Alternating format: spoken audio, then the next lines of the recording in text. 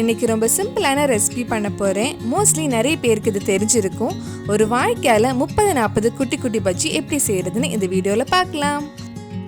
First வாழைக்காய் தோல் சீவிட்டு கட் பண்ணலாம். வீட்டில் 2 குட்டி பசங்க இருக்கிறனால அவங்களுக்கு ஈஸியாக சாப்பிட்றதுக்கு இந்த வாழைக்காவை மெல்லிசாக ரவுண்ட் ஷேப்பில் கட் பண்ணுறேன். எப்பவும் போல் நீளமாக கட் பண்ணால் பசங்க பாதி சாப்பிட்டுட்டு வேஸ்ட் பண்ணிடுவாங்க.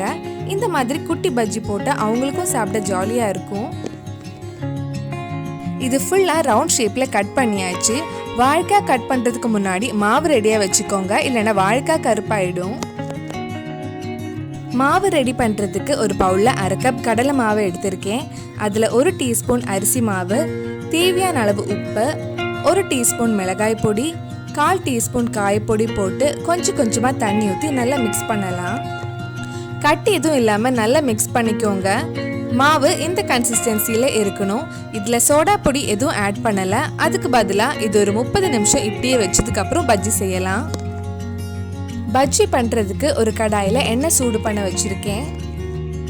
எண்ணெய் சூடானதும் நம்ம கட் பண்ணி வச்சுருக்கிற வாழைக்காவை மாவில் முக்கி பொரிச்சு எடுக்கலாம்.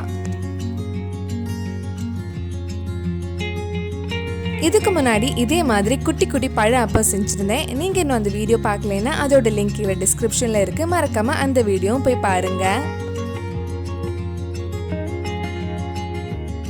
நம்ம மொறு பஜ்ஜி ரெடி ஆயிடுச்சு. இதே மாதிரி மிச்சம் இருக்கிற வாழைக்காயிலையும் பஜ்ஜி செய்யலாம்.